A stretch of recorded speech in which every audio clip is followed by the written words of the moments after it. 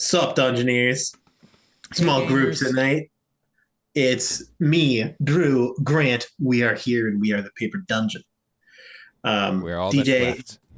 yeah, DJ is sadly not here today because he's like moving to a different state or whatever. And so he has like stuff to do, which is pretty lame, but that's what he's doing. Washington State. Yes, Seattle. somewhere around. Here's his address.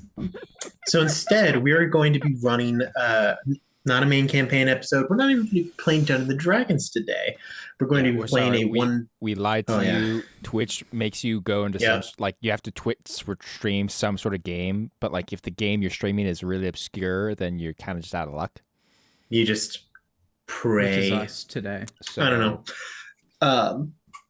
But yeah, we are playing a one-page RPG that we actually looked at a little bit when Drew and I were the only two here. We pulled up a bunch of one-page RPGs and kind of reviewed them. Called Nice Marines. It's a game made by Grant Howitt. I wholeheartedly recommend you search up Grant Howitt. They make incredible one-page RPGs. They have a Patreon where you can get free ones like every month. And eventually they release them for free on the internet. Really cool, really good at what they do. Love it. But yeah, so we're going to be playing Nice Marines. But I'll explain more about that before we actually get to play, because we have some plugs that we have to do first. I will start because I don't want to throw anyone into just the deep end off the bat. First off, we have a website, www.thepaperjunk.com, and on that website we have a merch store where you can buy merch that has our logo on it. Drew bought a hat recently. We have flat bill like snapback hats now because Drew requested them and then forgot to buy them. Grant's until he remembers showing the whole thing right now. So check out our merch store. Speaking of merch stores, Grant has a merch store. Yeah, I literally yesterday sat down for like 10 hours and made a merch store. Yes. You can go to philogrant.com and get some really cool items. And a stuffed animal if you want. It's fully customizable. You can choose different shirt colors and different animals. Okay, that's just about enough of that, Grant. Yes, the wonderful Grant DeFord does stream, so make sure to check out his stream, check out his merch store, his Discord, so on and so forth. He's good at what he does. We also, speaking of Discords, the Paper Dungeon has one, and if you're not in it, I don't know what you're doing. It's a cool place with cool people in it. We talk, we hang out, sometimes we stream to the Discord. It's just a fun place to be. I know a couple people have started D&D games there. It's a nice place. If you are a subscriber, it's especially important because sometimes we post things only to our subscribers. So I have a picture that I need to take that'll be a little bit of behind the scenes action for campaign 2 of the main campaign that I'm going to post in the Discord to subscribers only. So if you're a subscriber, get in there. Ah, dang it, guys! I won't get the behind the scenes. Yeah, get right until Handskate accidentally donates you another sub. Perfect chance to right. plug until Amazon hey, Hands, Prime. can you get on top of that? That's an excellent point, Grant. Drew, I don't suppose you happen to be an Amazon Prime member. Pretend like you are. Actually, I am. Oh my goodness. Wait. Well, then you could use your Amazon Prime to get a Twitch Prime sub for free. Wait, do you get all of the benefits that a normal subscriber gets? Absolutely. For free? And you support the Paper Dungeon? And not only that, it actually supports us more than a normal subscription. Wow. Because whereas a normal one costs $5 and we get $2.50, Twitch gets the other $2.50. But with a Prime sub, we get the whole $5. And that makes a big difference. Man. That's amazing. Make sure to use those. Drew, you could do that. Those Twitch Prime subs, they do not renew. So if you like monthly, they do not renew. So if you had one, you're like, I'm a Twitch Prime member. Make sure, because it could be the next month. I'm here. Give me a second. I have to check whether or not I've actually. In that case, Grant, could you please go with our next plug while Drew figures out whether or not he can subscribe to our channel? Hi, Handskate, Thinker Danky, Let's Not Jesse. Everyone, welcome to the stream. if you're watching on YouTube someday, thank you for watching this episode of the Paper Dungeon. It's going to be a lot of fun today. I think we're going to laugh really hard. And you get to be along with this because this is not a main campaign episode, so less people will watch it. So if you're watching this, it's really cool. This probably won't be on podcast, but if one day you're listening to this, I'm sorry for yelling at you.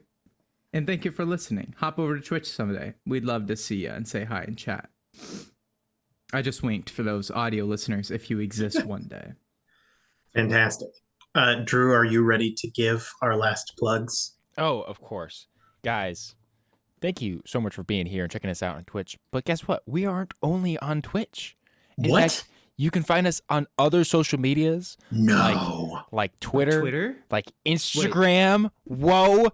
Also, TikTok's there. TikTok, just saying. Like, we haven't updated TikTok, but boy, we have a whole library there. Like, you could it's amazing. Like, I'm trying. Things have been busy. It's amazing over there. Yeah, we technically have a Facebook.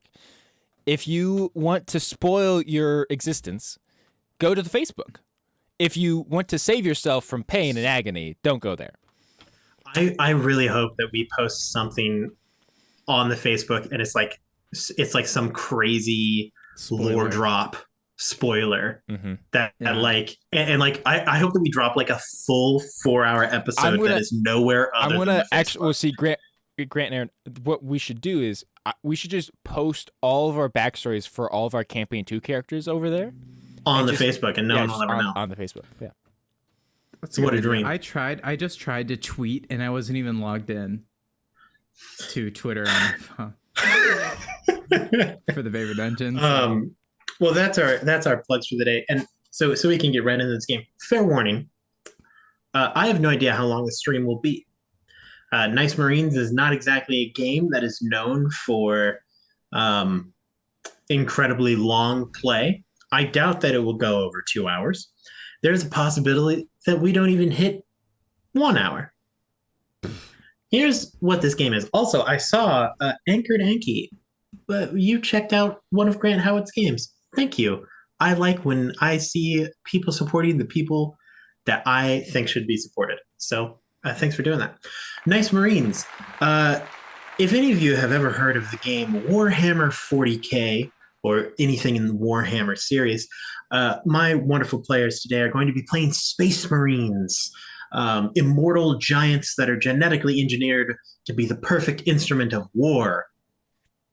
They are here to liberate and protect the Commonwealth and subjugate their enemies with righteous force. That's right. They are the perfect soldiers. Recently, you have liberated a little sector of the universe called Vanus 4. Vanus 4, whatever was previously causing problems here, no longer exists. It is atoms floating through the cosmic space that surrounds you all because you guys were successful. But we have stumbled across a bit of an issue. Normally, when your squad heads in to liberate a sector of the galaxy, you have like a diplomatic envoy that follows after you. So that way, when you're done, you guys can go and like go fight somewhere else. And the diplomatic envoy can take care of the planet that you just liberated. For some reason, unknown to you, the diplomatic envoy hasn't shown up, which now means that keeping the peace is up to you. And you are wildly unprepared for this. Space Marines, you are huge, muscle-bound freaks of nature. That actually, freaks of nature is incorrect because nothing about you is natural. Your hand is the size of like a child, like a whole child. You can crush people's skulls by patting them on the head. Walking through doorways sometimes causes buildings to collapse. Diplomacy is not exactly your specialty. Currently, your problem that you are facing on Vanus 4, after you defeated the enemy, an underground kind of sect that worships your like religious regime, basically. Specifically, a super linked techno bishop hive. A bunch of technologically advanced people who have all linked themselves mentally to believe that they get themselves closer to God by being one entity as a whole. Could you repeat like what the super linked? Super linked techno bishop hive. Techno bishop hive. Yeah. I just imagine if like the hive from Destiny became religious. Yeah, but they're also like humans. Like they're like just people. They have a hive mind. They're in general they're pious. Also, it's a lot easier to hold their members accountable when everyone knows what everyone else is doing at all points in time in the day. That's a good point. They sprouted up and they have been kind of providing a cushion for those affected by your wartime efforts. And recently, kind of a rival holy order has arrived, one that is far more widespread and more popularized across the galaxy. Specifically, this would be defined as a hyperchurch, an astral hyperchurch, and they are very devoted to the cause. They are incredibly pious. And they were a little dissatisfied with this Technobishop group, this Technobishop hive. And so, in kind of a show of force, a show of rebellion, they actively nailed to the door of the hive their complaints about the way that things were going on. It has caused a stir. It has caused a stir in the people of this planet who, for the most part, have all been converted over to your warlike religion. Oh, okay. The problem with warlike zealots focused on the god of battle is that they tend to get pretty uppity. And let me tell you, things are getting violent. You know, in your hearts and minds, or whatever's left of them after the experiments, that this Technobishop hive, it's very well intentioned. They're good people. They're really trying to do God's work out there. You also think that the Astral Hyperchurch is not doing anything technically wrong. They're just really about God. And let me tell you, they're like, you're not doing good enough. You now have 7 space days, basically, because what's the word that they use? Space. Cycles. 1 solar week to solve this problem before your superiors show up and judge how well your subjugation has gone, which includes the survival of the people on the planet. What would you like to do? I can tell you right now, you do know the locations of the leaders of both factions.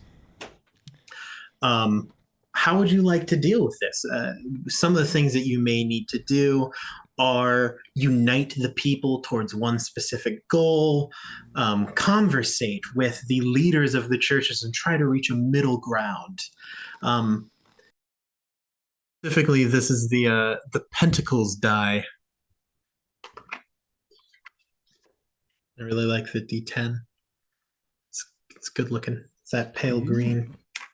The casing looks really pretty nice. Good. Yeah, and it also comes with a D2, aka just a whole metal coin. Let's go. Looks really good. Leave it up to chance. Refreshing. Oh wait, like we're back, like our faces. Oh my gosh, they can hear us and see us. Wow, how long has that been going on? Yeah, thanks, Drew.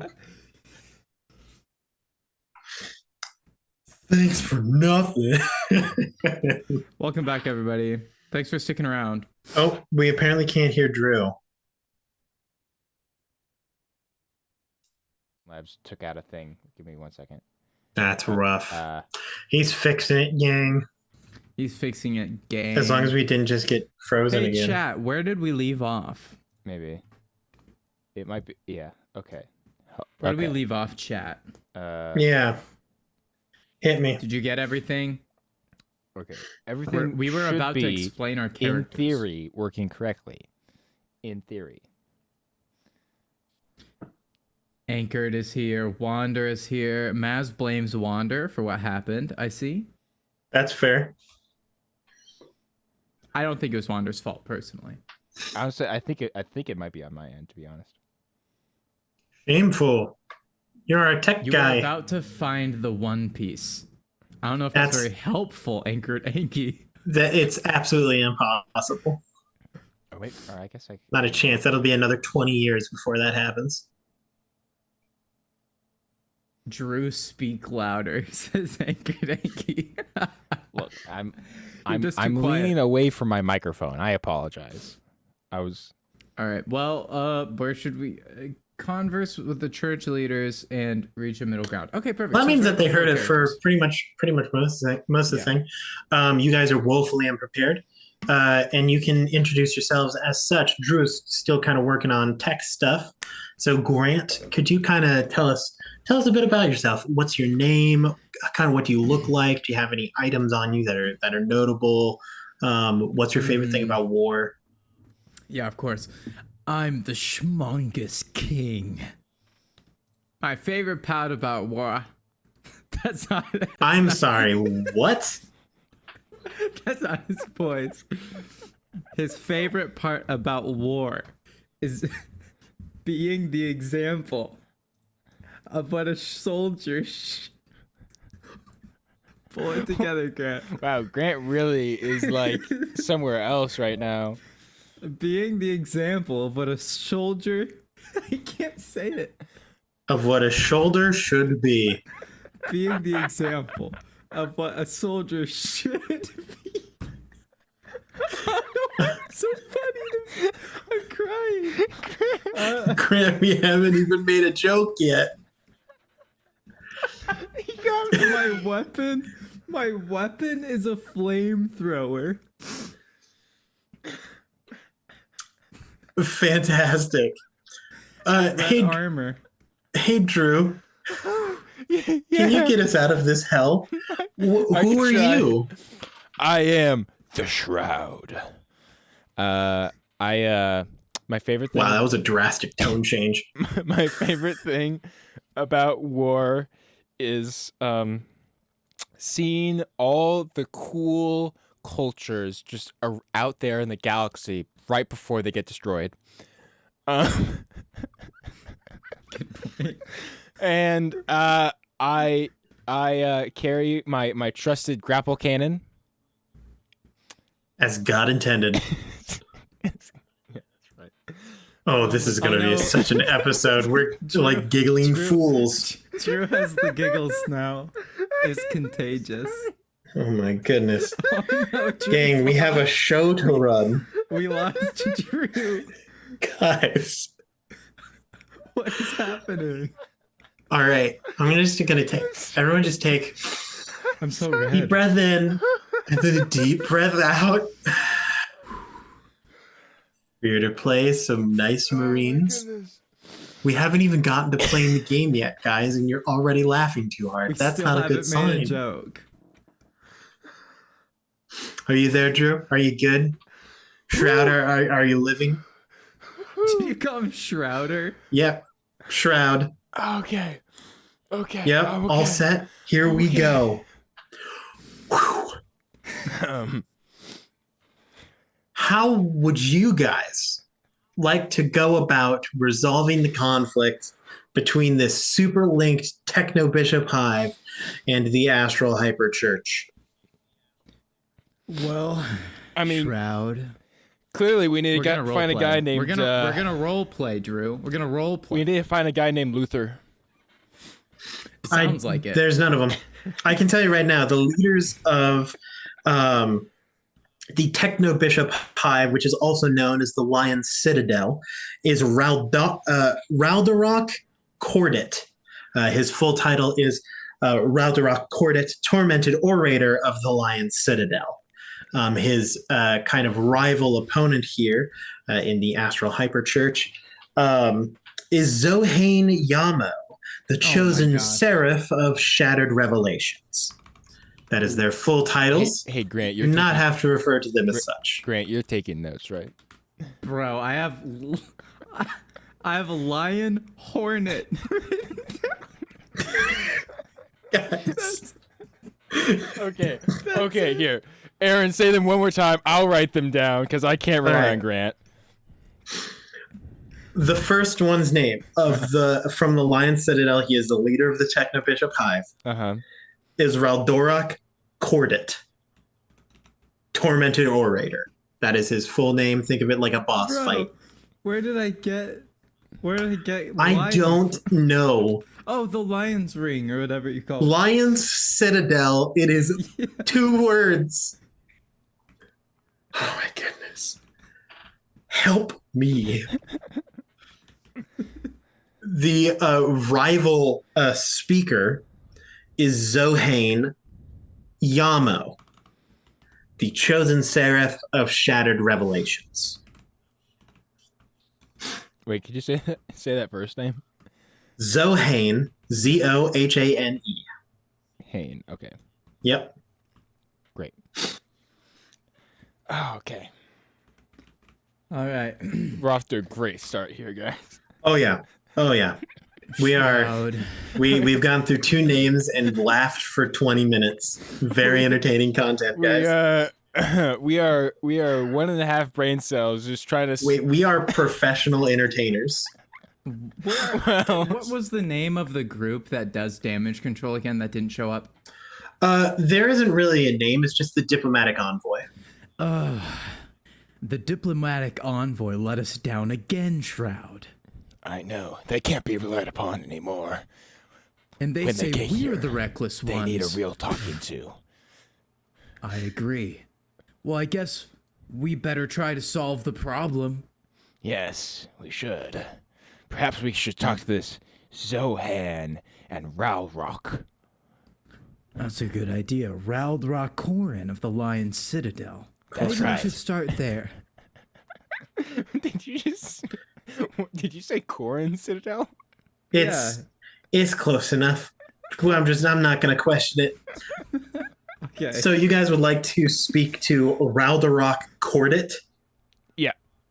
Okay. Is that his name? Yes, it is. Okay. That is what his name is. Yep. I don't really, the details there. I don't really care about what's going on. We just have to make sure the planet doesn't destroy itself. As always, we got to pick up the slack. Fantastic. So you travel to the Lion Citadel, the home of the Techno-Bishop Hive. You are able to inform them of your coming and going. It's pretty easy to know when you are going somewhere because you are an entire person taller than every other person here. So you stride through the streets and someone goes, "Hey, they're going towards the place." Everyone knows. You arrive at the Lion Citadel and you are greeted. I say as we move through the crowd. Yes. In that case, are you attempting to do anything or are you just yawning? I want people to move. I'm going to say, can you roll an impressing civilians roll?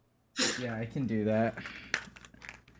So that way people will move out of your way either out of reverence or fear, maybe both. It's a D8 for me, and I got a 3.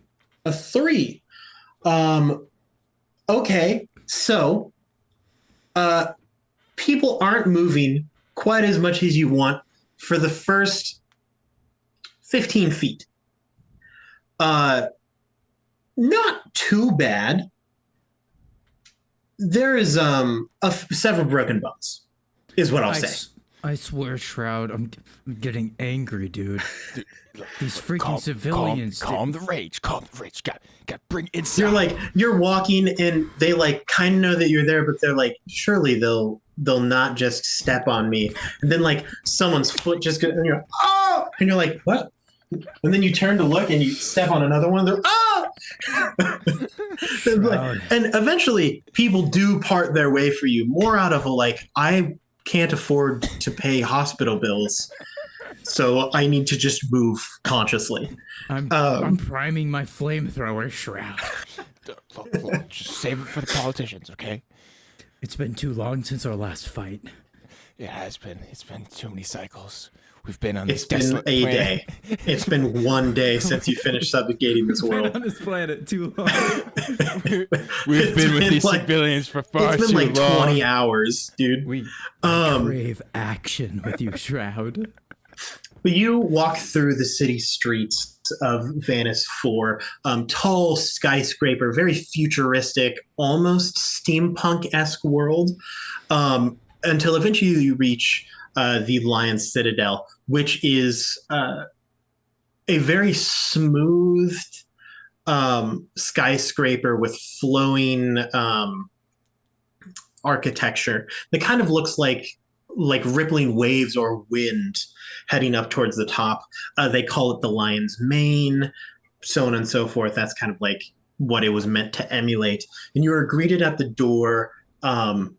It is open. These are big church doors. It is the first time you've entered a building where you didn't have to duck like to waist height. You still have to like lower your head a little bit, or more like do a semi-deep knee bend because you bow to no one other than the emperor himself. Not here. Yeah, absolutely. Exactly. And you are greeted in the main entrance hall by a throng of techno bishops. These are all like cyber enhanced technological mortals that all have mental enhancements. So their brains are all interconnected. So they act as a hive mind. The most decadent one, who has long flowing robes of silver with with wiring and almost programming bits flowing off of him at all points in time. It looks like he is wearing silver water, almost like an entire robe of quicksilver. Mercury. Yeah, Mercury. And all at once, all of the people in the room say, "We greet you, warriors. We welcome you into the Lion's Citadel. How could we be of service to you today?" Well, I'll address the elephant in the room. You have problems with the other guys. What was it, the Techno Church, Shroud? The Hyper Church. The Hyper Church. The Astral They're pretty Hyper upset Church. with you. What'd you do? We have done nothing but follow our doctrines as best as we can. But there have been some failures, admittedly. It is difficult to maintain as strong of a belief as we can in these trying times. We swear the members of our church have not wavered in our faith, but the newer applicants and our role in the lives of the people has been difficult. Excuse me. Schwangus turns and pulls Shroud's shoulder to the side and says, Shroud, I'm going to need you to take over from here. I can't stand these people. Okay. The way they talk, dude. Sure, Just do something. Yeah, I got this. Sure. Shroud will step forward and kind of like pull back his hood and like kind of like throw his like cloak off of his shoulders, more like a cape to like look like cool and stuff in his head. Could you roll impressing civilians? Sure. Also, thank you, Drew, for the prime. And also, we had a question from Corbin. If the D8 is the roll check, we basically have different things. I'll name a few different skills: being nice to civilians, building and repairing things, protecting civilians, and we have different dice applied to that skill. So like I would roll a D6 for being nice to civilians, but building and repairing things, I'd roll a D20. So that's kind of how it works. A 4. You flip your like cloak back. This is standard like equipment given to the like Space Marines.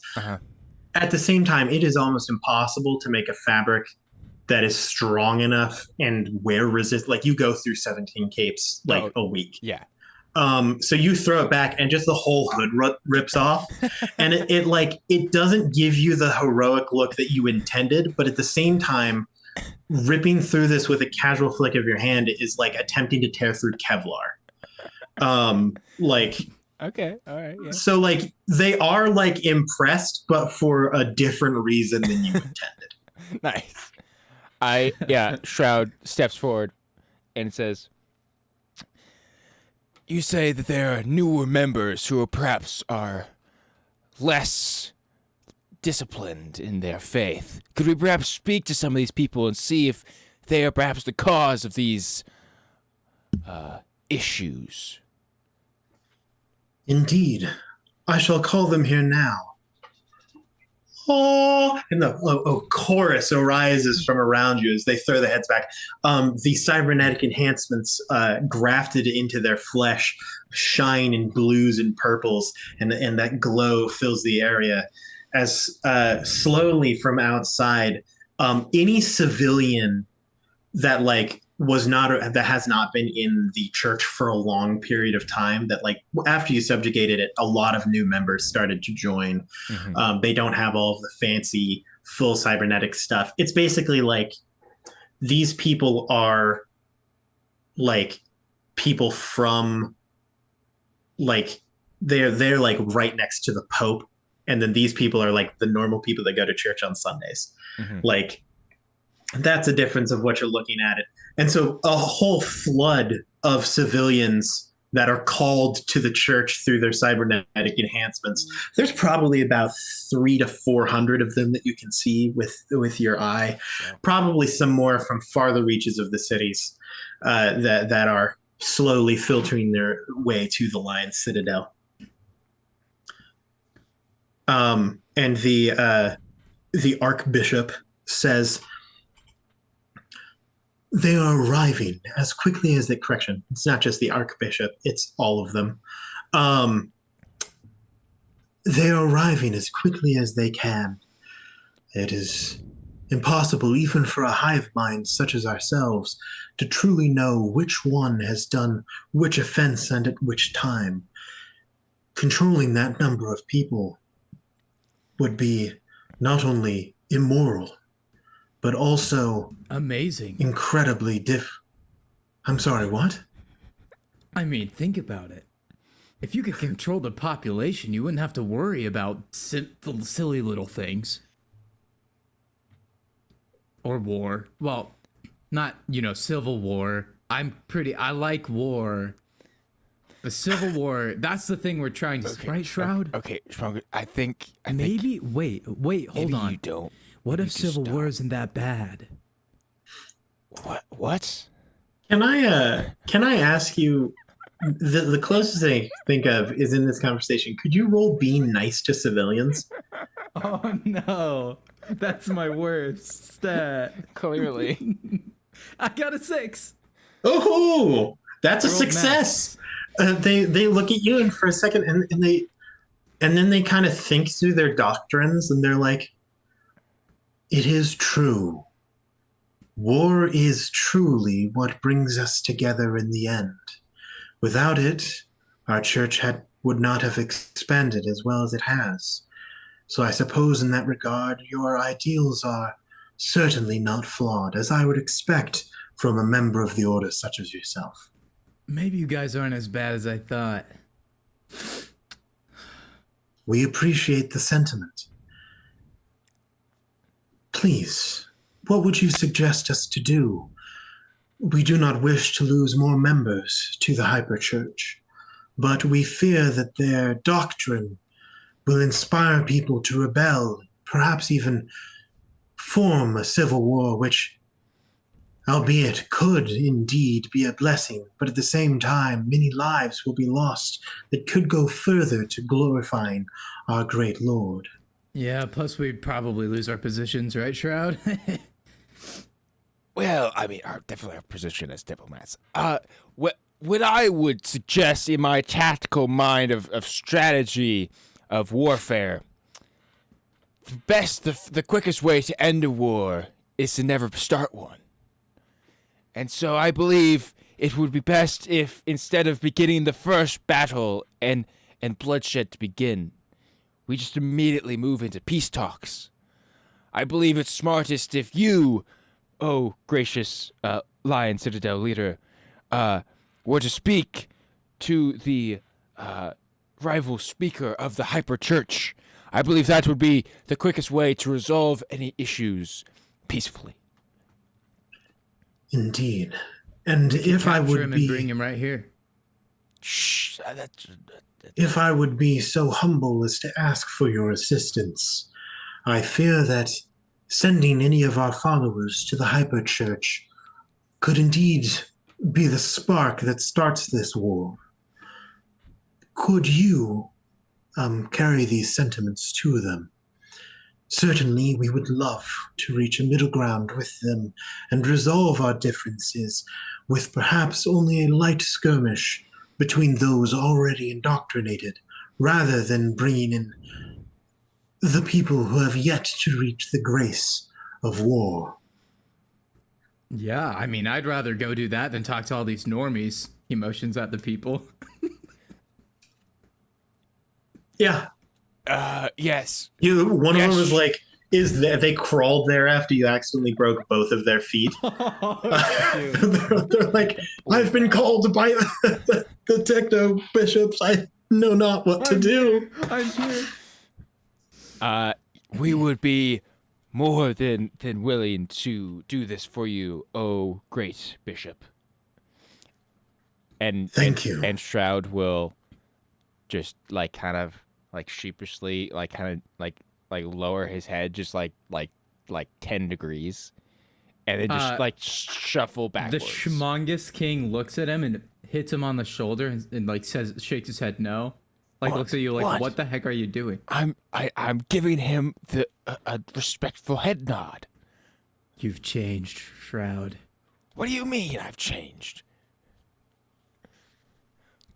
Look. As they're like because they're moving as they're I'm not saying. going to say anything. The techno bishop church, they're just standing there all with the exact same facial expression, watching you as you leave. Yeah. We only bow for the Emperor, bro. Look, shut up. That was not a bow. That was a respectful head nod. Remember? Not a bow, it's just a head nod. Look, bro, that was a bow. Look, Smoggus King. You're practically on the floor. So angry. Bro. Look, just because I am better at containing my anger than you does not mean I'm bowing to these plebeians. You're like surrounded by people. I hold my flamethrower, prime it, point it at a civilian, and say, I will do it. I will. You roll impressing civilians. Yeah, I can do that. There's nothing I love more than attacking non-combatants. I got a 1. Oh no. So you go to threaten, but like your battle training kicks in. So it isn't just threaten. You're like, I'll do it, and then you realize that you have already pressed the trigger and incinerated like the whole like cone of civilians. Everyone's like, oh my god, What are you doing? Smoggus King, what are you doing? We just liberated these people. No. It's still better than bowing. We should leave. Yeah, you all start just like your run covers like a mile in like 2 minutes. So you just start booking it, and behind you, as you fade in the distance, you hear the Archbishop say, together in a chorus, "Do not fear, their souls shall fly to the battlefield themselves. Truly, they have been saved." Dude, this is the future Elon Musk wants. Oh my goodness, dude, that was so funny. The hive mind is real. Yeah, as they're leaving, the Schmoggus King says, "It's strictly business. Go back to your day," or something like that. We'll never afford the funeral. Get a job that pays more. God, It's destroyed in the war. he's so bad. It was destroyed in the war. As they're walking, you guys- Shroud like puts a note on like his like one of his little like note tablet things. Yep. Find new squad member. I'm assuming that you guys are heading towards the Hyperchurch. Yes. Yes. So the Hyperchurch, in comparison to the Lion Citadel, which the Lion Citadel was instated beforehand, it was repurposed into the Lion Citadel for the Techno Bishop Hive. But the Hyperchurch is actually a ship. It is a mobile mega church that it's the reason it's an astral hyperchurch is that it goes to places like converts the populace. Some of them, if they are zealous enough, will hop on board the hyperchurch, and then it will head off to new grounds. They're basically like pilgrim zealots that just find new lands and then are like, "Sup, we're a hyperchurch. We've got a spaceship," and people are like, "That's pretty sick, dog." Why hyper? Like, what does hyper imply? Hyper, is that both size and energy? all right? And you roll up. You once again, they know that you're coming. It's really easy to tell. They have a whole spaceship. They're monitoring what's going on the planet. You are greeted by a somewhat a procession. They have kind of lined up on the like massive like 16-lane highway-sized ramp up into this spaceship. This spaceship is the size of like a small moon. Wow. It like offsets the gravity of the planet somewhat, which is another reason why they have to move quickly. Man, because there have been instances upset, like the orbital structure of this planet. Yeah. If they stay too long, there have been instances where like members of this sect of your religion have inadvertently caused the destruction of planets because they landed on our planet at a wrong time and stayed for too long, and it just ended up crashing it into the sun. Oops. Whoopsies. But like they have ways to know But they're the now. church. I mean, Yeah, and if they die, then it's for God, so it's okay. Yeah. Look, Space Marines are messed up, dude. Warhammer 40K, wilding out. So there's this astral hyperchurch there. Careen into the sun says it was God's will. I mean, That's the hyperchurch. they've been saved. You head up this massive like on-ramp onto the hyperchurch. Standing in front of you wearing a like a black and red metallic veil. Standing below your height still, but well above the height of a normal mortal. You cannot see what type of person this is, but they are long and thin and have what appear to be almost like like dark metal claws that come out of their fingers. And they say to you, "I am Zohane, chosen seraph of shattered revelations, and I have foreseen your arrival. I sense that you come with a suggestion and news. Please, great warriors, tell us why you have come to our humble abode." Yeah, well, I'm the schmongous king of the flamethrower. This is the shroud of his grapple. We serve the Emperor. Nice to meet you. And we got some... Oh, wait. This guy... It was Raldrock? He says to Shroud, Raldrock? Right? Yeah. Raldrock Cordic sent us. Yeah, he's checking his hand. And in hopes that the quarrels between your two parties could be peacefully resolved without bloodshed and conflict. Yes, he's concerned about his members of his hive mind. Well, I can confirm that we have no intentions to start such bloodshed amongst fellow members of the religion. Dude, Of you're doing really course, well. the people of Venice 4, that I totally remember the name of that planet, may have other ideas. Indeed, their failings have been rather upsetting to the common folk once they were revealed to them. Wait, what kind of failings? Oh, well, to name a few, he names a lot more than a few. I'm not going to go through them because off the top of, like, this orator is pulling out things from holy books that you have, like, you think back and you're like, yeah, I probably did learn that in war college. But it's like the most obscure, like, shouldn't wear open-toed shoes under a new moon. If you look at volume 2, subsection 3, paragraph 20, yeah, you'll find that if you have B, more than 3 missing teeth, you're not able to own a chihuahua. Like, it is, dude. Like, he's not wrong, but like, you've probably committed these at some point in time in your lives. More than half the list. Yeah, there's like, more than a couple times, like, Shroud and Smongest King just look at each other like, we did. When he gets to the murder I own a chihuahua. When he gets to the murder part, Schmungus King is feeling extra fidgety. Oh, there is no qualms about killing people. Oh, well, okay. Well, they are war queens, yeah, you worship like a war god, a living embodiment of murder. Yeah.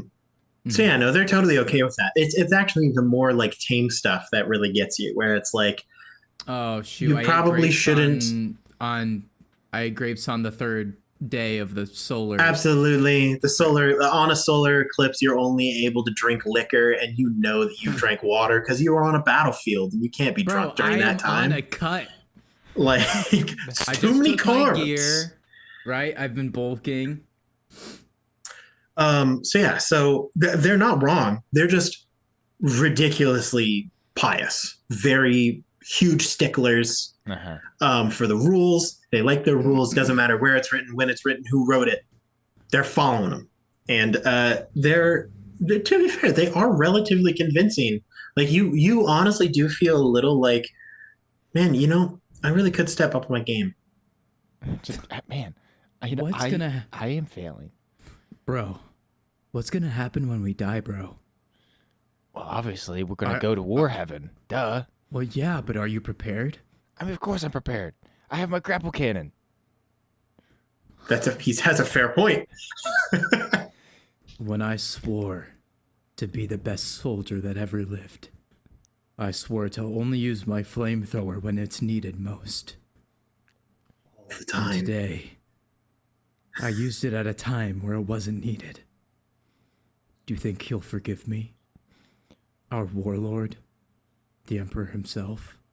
I put a hand on Smongest King's shoulder. I look him square in the eye, and I say, if you work really hard, I believe you could do it. You could prove your loyalty, your integrity, your vow. Zahane has been hanging out. Yeah. Well, you have this emotional flashback conversation. Yeah. And Zahane is like, yes. Of course, I would be fine with the talk, although I doubt that it would accomplish much, for it is not my members who are doing the sins. I have a question. I perhaps may answer you. How many of their rules do you think you're breaking? None. Well, I think we should just kill the church, dude. We should just get the other one. Look. Okay. I mean, they're obviously the ones that are in the wrong here, right? Look, here's the thing. He's pretty convincing. You're forgetting one thing here, all right? Yeah. As soldiers, we are to follow orders, correct? Yeah. And our orders were to be diplomatic envoys until the diplomatic envoys get here. Killing everyone is not very diplomatic. Grant, it's something we both are very good at, but yeah, it would shine our ability to not be diplomatic envoys. Would shine poorly on our ability to be soldiers. Right, and I'm on my path to redemption. Frick. Right. Okay, we'll play their. You can't be an anarchist if there isn't a government. That's a good point. Anarchy is strictly forbidden under subsection 3 of chapter 796. Shut up! I was talking to you. I apologize. Here's what we're Great gonna warriors. do. Zamo-Yonian. Here's what we're gonna do. Zohane. Here's what we're gonna do, Zohane. The chosen seraph of Shattered Revelations. I remember that part. Thank you. Here's what we're gonna do. You're gonna talk to them. You're gonna make up. And then we get a promotion. I have an idea. All right. I heard about this. Back in there's a planet that we passed by about maybe Sugdafar? Sugdafar, like 300 years ago. I hear on that planet, if you have two leaders that can't come to a compromise on an issue, then they have to do what's known as a 10 paces. The old 10 paces. They have to do a 10 paces duel. And I've always wanted to see one happen. I think this could be our chance.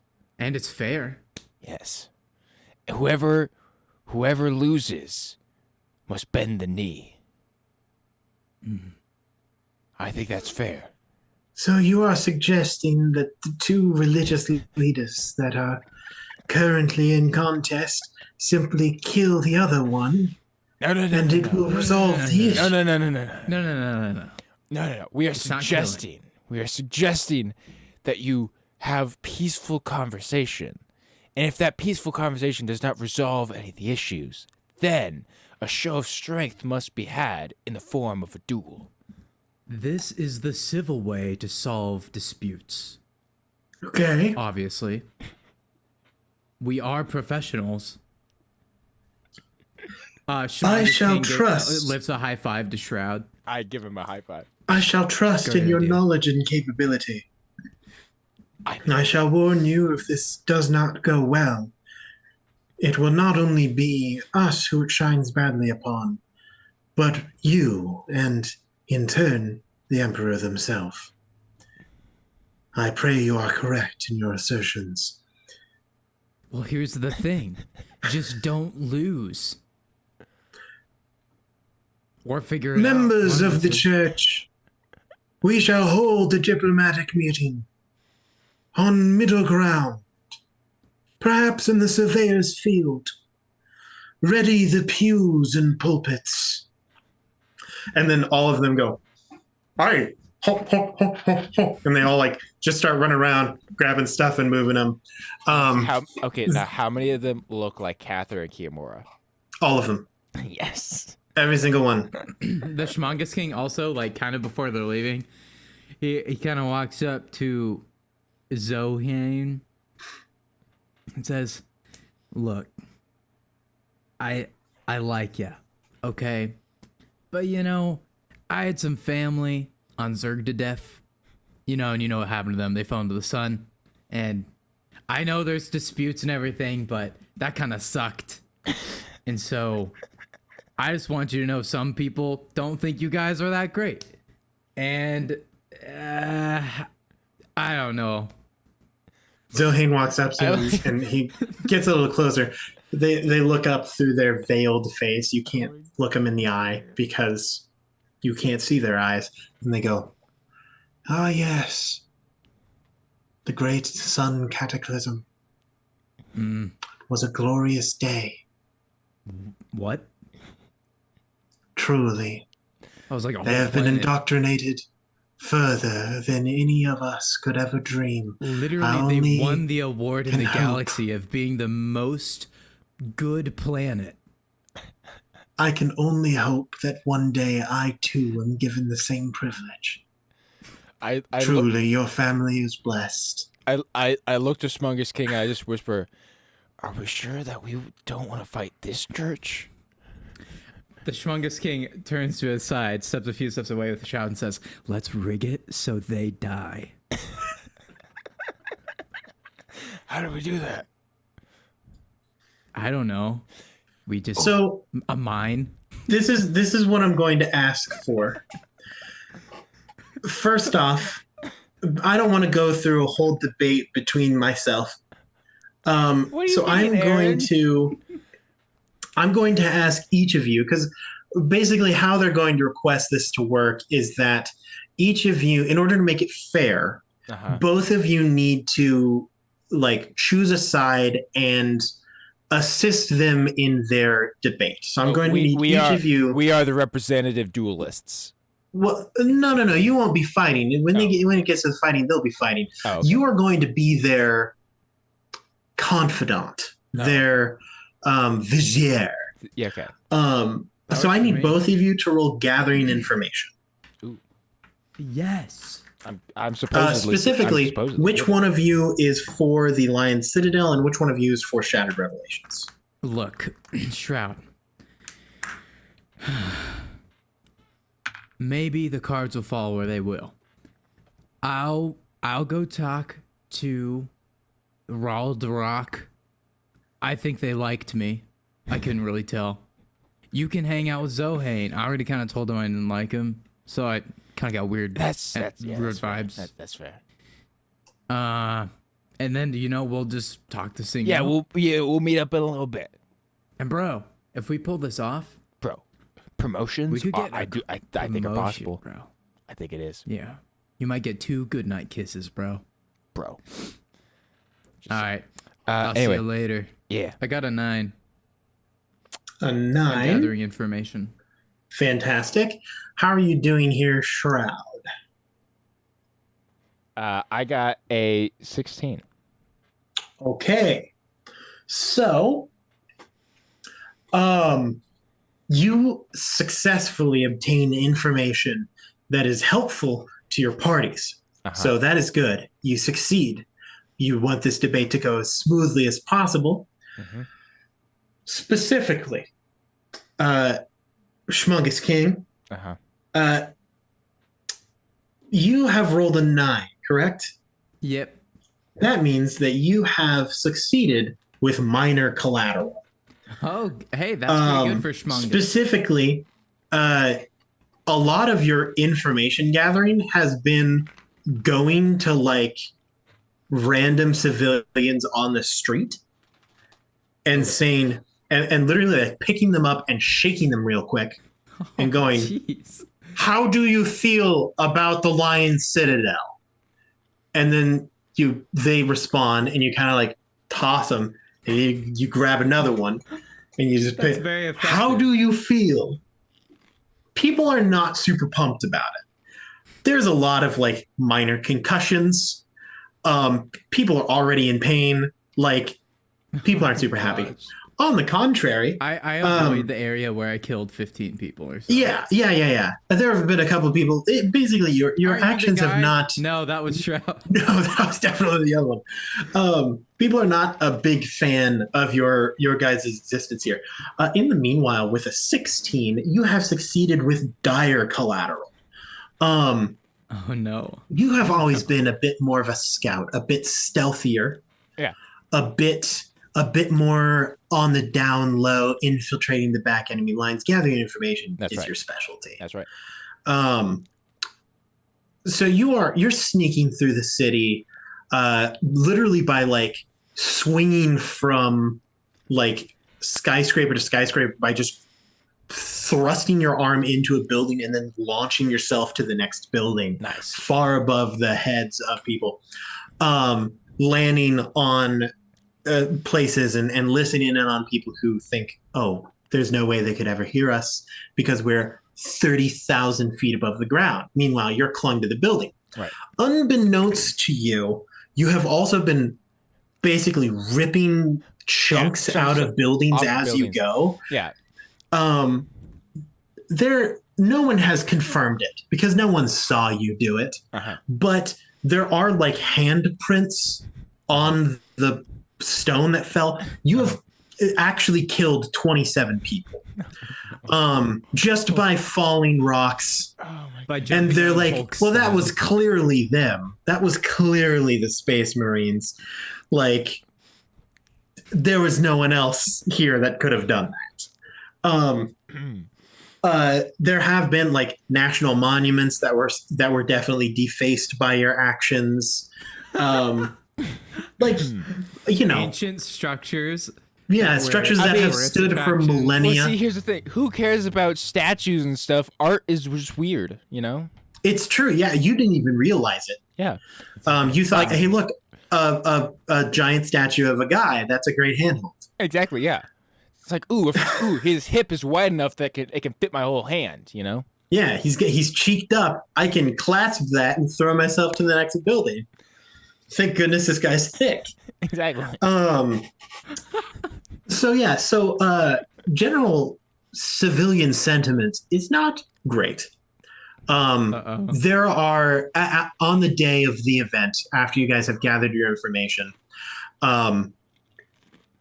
there are an equal number split in three ways. There are people who are there in support of the hyperchurch. There are people there in support of the hive.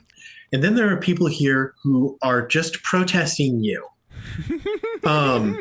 You have inadvertently created almost a third faction, who are just united in their hatred of the Space Marines. Guys, I have a new approach. All right. If we just make everyone hate us. I go to Smungus King. It's like, hold on a second. Nothing brings people together like tragedy, right? I think I've read that somewhere, like on a billboard. Yeah, I mean, it seems to make sense. What if these people just came out of a war, right? What if we remind them how terrible that war was? It will bring all the people of the planet together. Back together. To into unity. Isn't war beautiful, bro? The tragedy, the purpose. I'm gonna cry, bro. Don't cry. If you cry, I'm gonna start crying. So it is in your religion that the only correct time to cry is when you're thinking about war, okay, or watching Where the Red Fern Grows. Those are the only two allowed times. Fair enough. Okay, well, how do we remind them of war, bro? Well, who did we liberate this planet from? Who did we fight? Geez, that's a fantastic question. Probably The Decepticons. Yes, it was definitely probably someone like that. Hold on.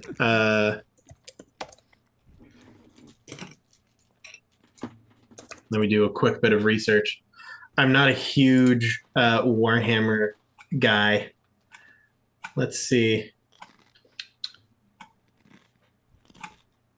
My ambient cyberpunk aesthetic music turned off. Oh no, it's just a quiet song. I skipped it. Let's just assume they're called the Eldar. Yeah.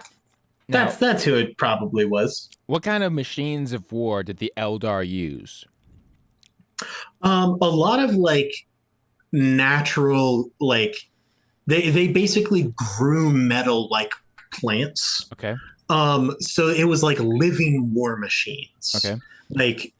Like giant. They had like things called worm coils that were literally, imagine earthworms the size of like two sideways skyscrapers that were just a gaping maw and would like roll through and like chew things up. There's one of them that is currently being repurposed into a subway. Is there Wow. Is there one that do I know how to operate these machines at all? There are none that are currently even usable. They've been torn to shreds. If you would like, you could choose to try to repair them. I would love to try and repair one. Okay. You know that Schmongus King is also Schmongus very good at repairing things. Is literally a mechanic. Yeah. Like that's his like role what I do. in the military. War machines, baby. This flamethrower, I rehabilitated it, baby. found it on the body of my dead brother. Yep. All right. After he was launched out of the sun. Or what? Yeah. One of you will have to choose to build and repair. Since there's two of you going at it, whoever is rolling this can also roll a d6 and take the higher of the two rolls. I think I should roll this. Okay. Yeah. I mean, what do you have again for this? D20. Oh, a D20. Okay. Sure. Yeah. Go for it, my guy. I see the Shroud getting his materials ready to fix, and the Schmongasing says, "Whoa, I got this, man." 7. Oh, also roll. Okay, well that'll be higher than whatever you roll in d6. So honestly, that's like what we want. Yeah, that's pretty good. 7 is a success with minor collateral. I will explain what the minor collateral is at a later point in time. But you do get one of the worm coils operational. Now, mind you, these are living machines, so they are semi-sentient. Okay. So, like, commanding them is a whole different thing, but you are Space Marines. Commanding is what you do. Right. Yeah. So I'm not going to have you roll for that. This is considered a combat action. Okay. So, Shroud, you realize you're going to have to give a speech here, right? So here's my plan, right? So if you can operate this thing, right, and secretly like command it, right, then I've always wanted to drive one of these things. As the people are getting ready to this climax of protest is building up, right? Yeah, and protest. Right as things are getting a little hairy, like you break into the scene and start like causing ruckus, and I can help bring the two leaders together to unite their forces against this machine. Yes, and then all of them will fight together. That's right. And then at the end, once the dust has settled and they see their fallen brethren, then they'll hold on to each other. That's right. And mourn. This is such a good idea, Shroud. I think this is a great plan. This can only go well. So here's the first thing. I'm going to need Shroud to roll holding parades. Yes. To see how well you can organize this gathering in a way that you put the people that won't immediately start fighting each other next to each other. Right. Like put them far enough away from the leaders of the group so they don't just get mauled by angry civilians. Far enough from the opposing members of the group so they don't start clashing and stuff like that. I don't suppose I'd have advantage for any reason, right? No. Are you sure? Not at all. Are you sure, DM? You've read about parades. That's you barely know the word. It was hard for you to pronounce for a little bit. That would be a 1. Okay. That's pretty bad. So 1 is terrible failure. Like just horrible failure. Your first issue is you kind of forgot which leader went to which group. Yeah, right. And so you ended up putting the leader of the hyperchurch in the middle of the group of techno bishops, and the leader of the techno bishops in the middle of the group of the hyperchurch. And then you ended up putting, instead of like a stage where there's like 2 podiums, you ended up putting it so that the civilians are just in a full circle around the entire members of the church. Just there's no like, nice seating. It's a fight pit. They're just fully surrounded. It's just a fight pit. Within the first 10 minutes, 30 people have died. You have not yet begun to debate. The leader of the techno bishops is currently has constructed a mental force field around themselves as these zealous cultists are trying to just murder him outright for breaking their doctrines, and then the techno bishops are out here trying to kill Zahane, who is currently has two of them impaled on their claws and are using them as techno bishop shields to protect themselves from the other ones. Things are not going well. Okay. But they do have lapel mics. Okay. So they are attempting to debate in the midst of it. I'm going to hold up a flare gun and like stand in the center of the crowd and light off a flare gun in an attempt to spook the crowd momentarily to get them all to get hushed real quick. Can you roll impressing civilians? You should use one of your famous war cries. I will also allow you to use protecting civilians if you would prefer. That would be an 8. Okay. 8.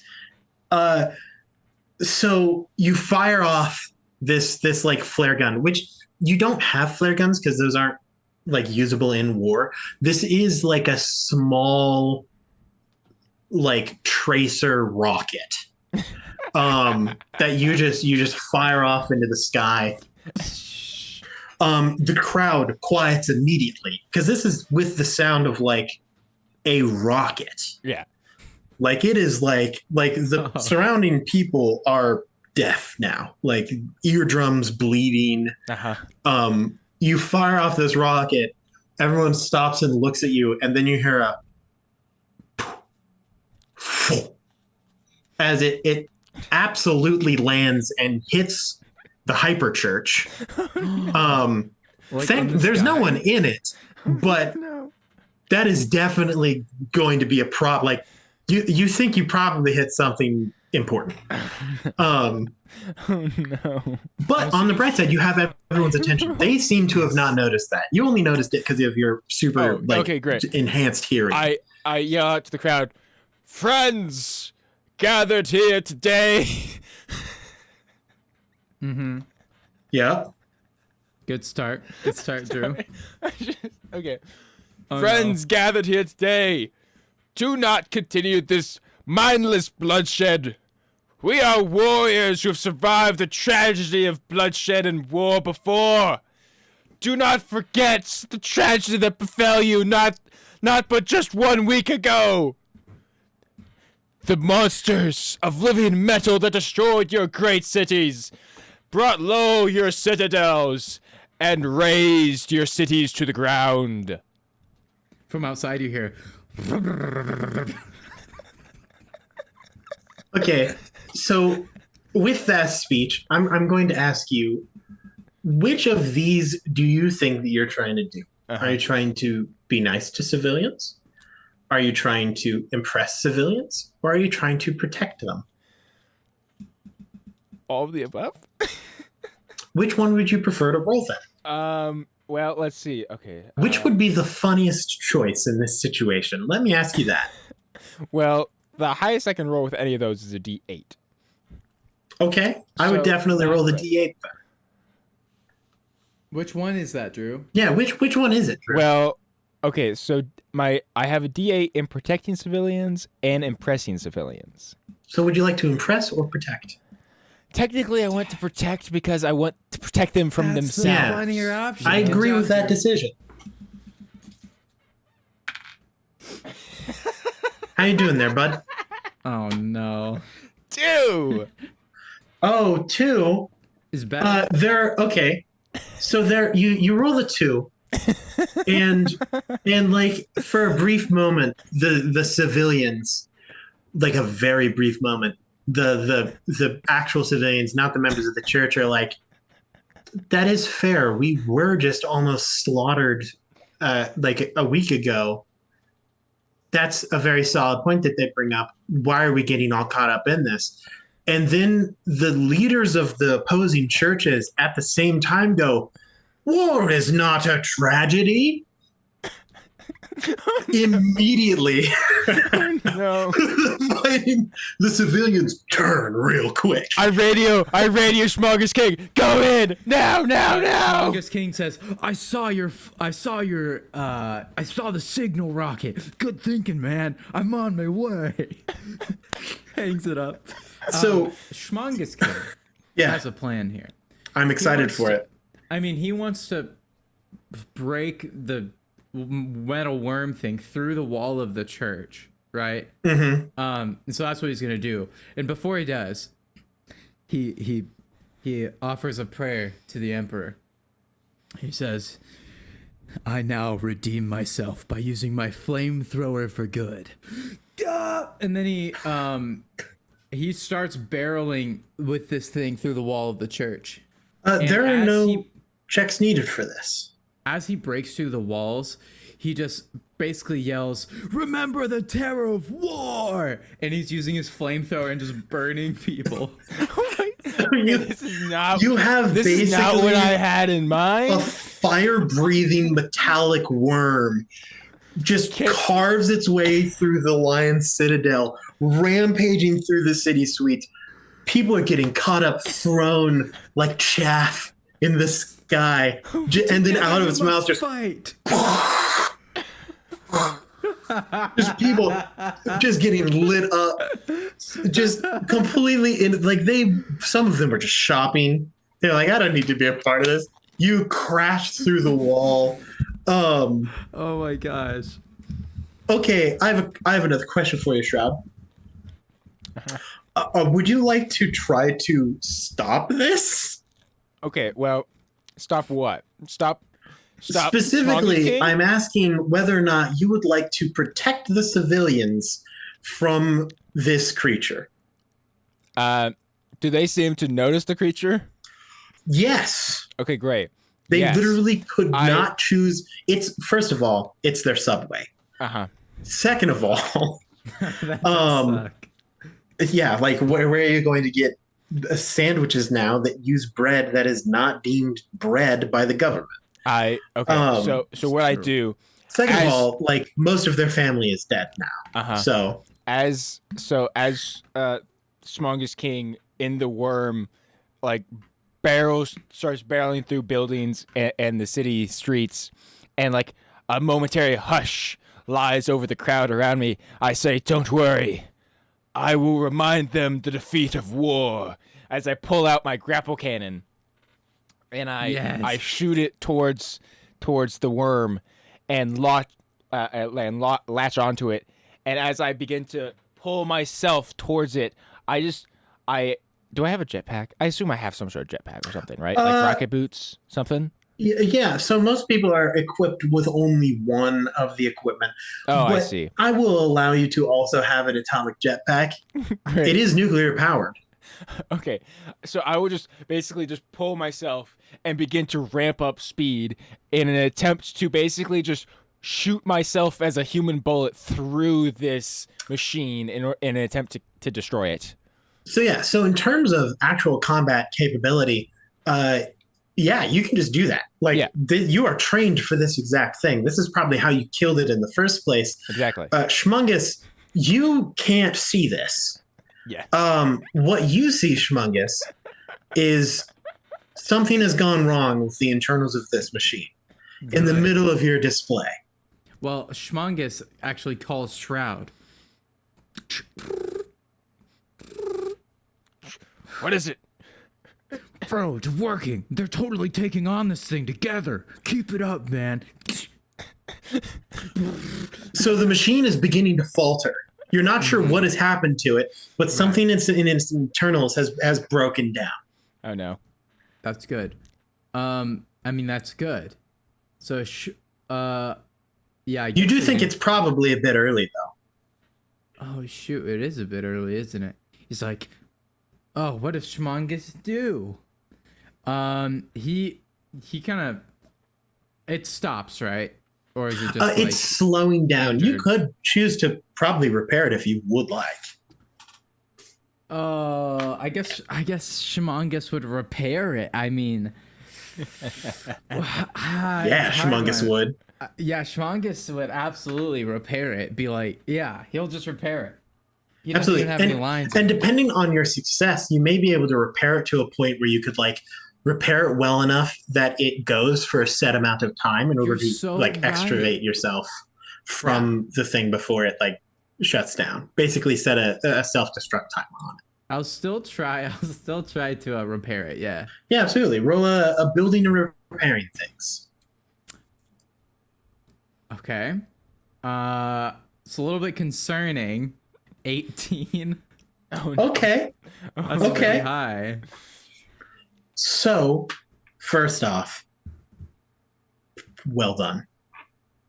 You, with one hand on the reins of this metallic worm, also holding onto your flamethrower at the same time, just occasionally pressing the button to shoot out fire.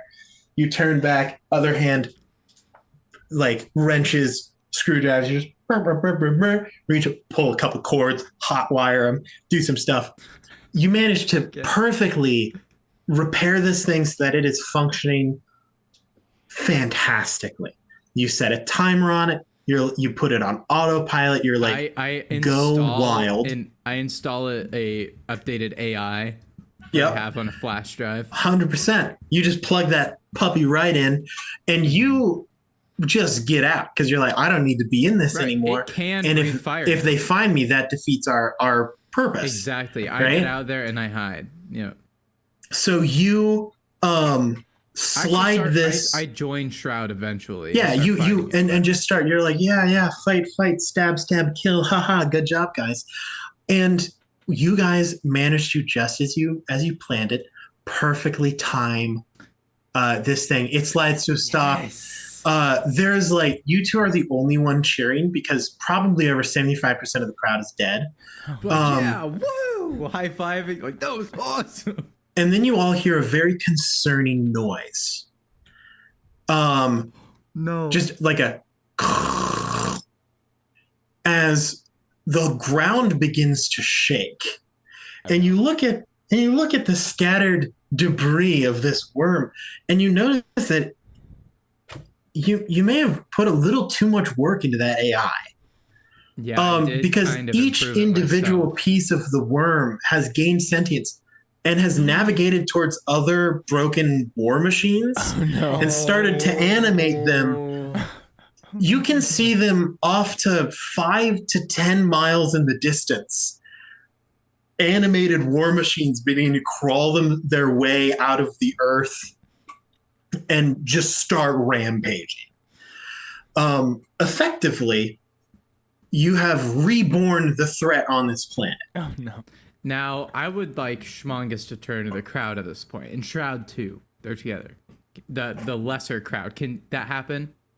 Mm-hmm.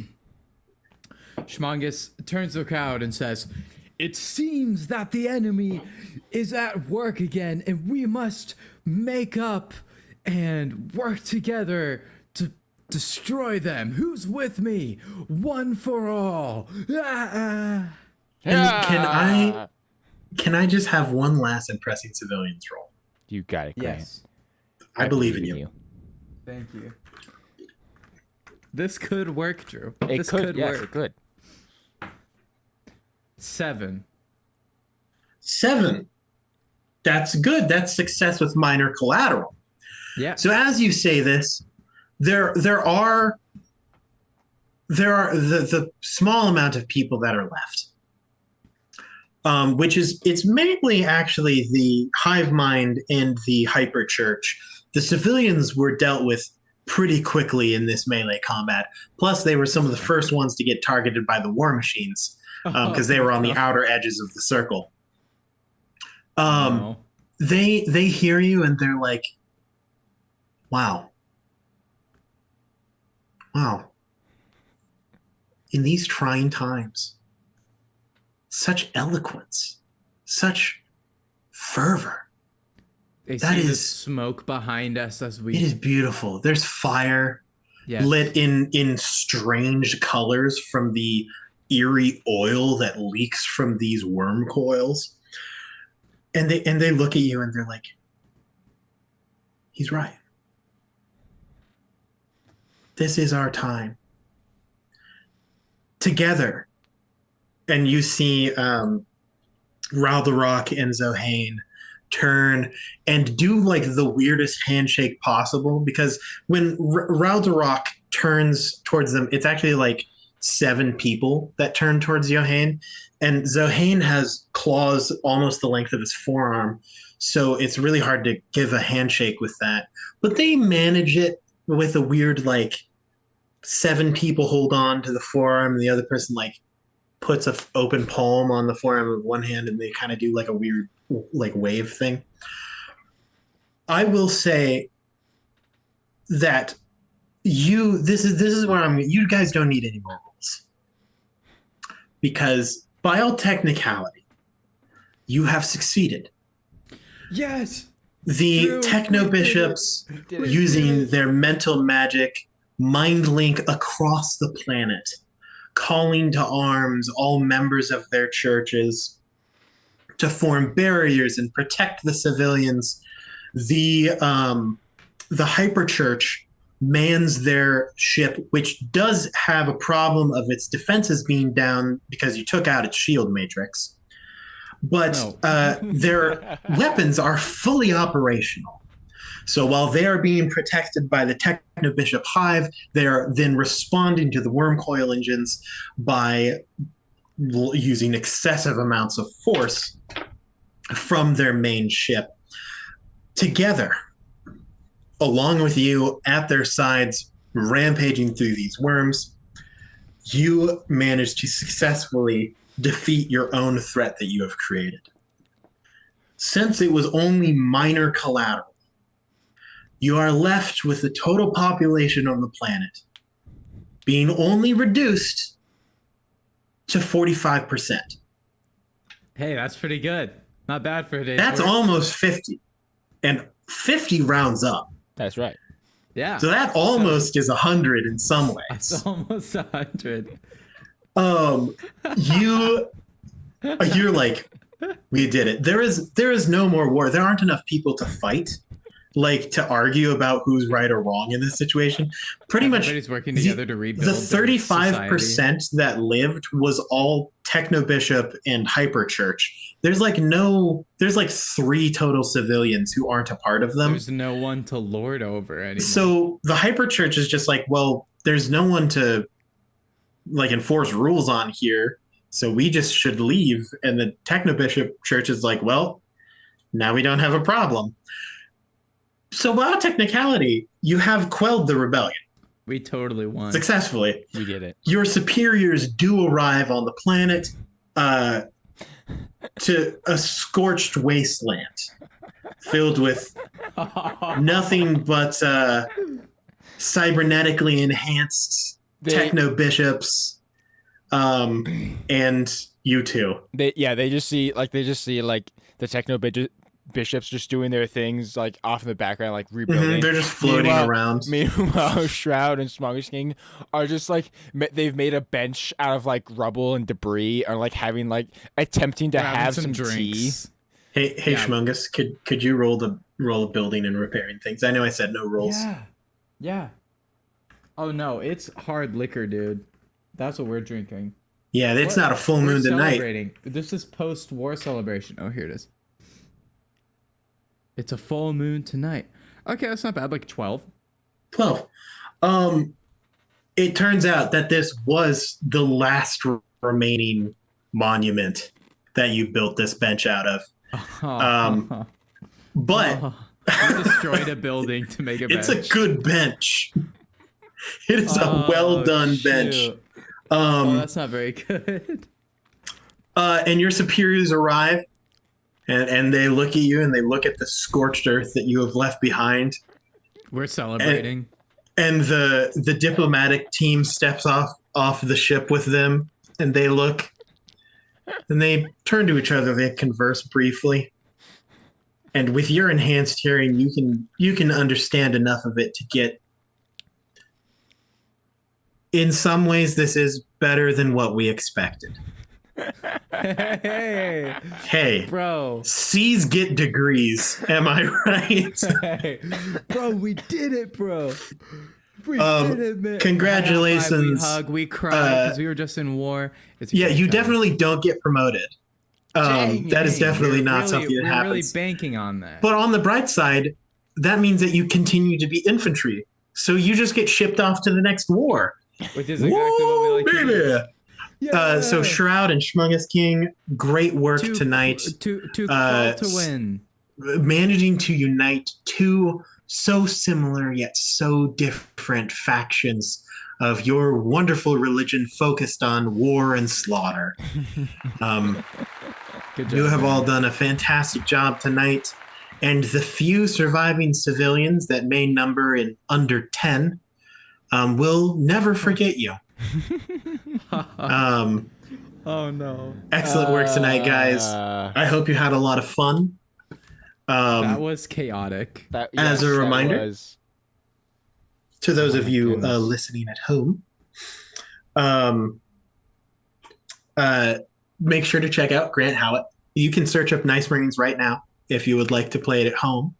It's really fun. It takes little to no effort to start, and it is very basic premise that once it gets rolling, it just goes for itself. It also helps a lot with improvising and just really playing out of nowhere, and it's really easy, fun to set up and fun to play. So check out Grant Howitt. Thank you again to my players. Thank you to my viewers for watching. Do we normally have like announcements that we do at the end of shows? I know that this is a short one. Not for these things. I mean, thanks to all the chatters and lists. Yes, thank you for those who have stuck along for the ride. This was so fun, dude. Thank you. I was a little concerned when we had such a rough start, but hey, it was still a good time. That's just par for the course. That's what we're here for. What we're here for, baby. I believe next week we should be back with main campaign. Mm-hmm. I will say that there is a slim chance that we aren't, because that DJ should be set up. The schedule says that DJ should be set up for it. We will keep you informed if he is not, but by all logic and reason, we should be main campaign next week. So make sure you tune in this next Monday. This Thursday, we should have table scraps at 1:30 or 2:30, depending on how late my work goes. We didn't have it this last week because I was setting up a table and a PC that I don't have fully set up yet. But this Thursday, I should theoretically be able to do table scraps, and hopefully you'll join me. So keep in the Discord for notifications about that. The only thing that I have left to say is the thing that we say at the end of everything that we do is good luck and Godspeed, Dungeoneers. We will see you next time. The paper dungeon is out. Good night, everybody. Goodbye.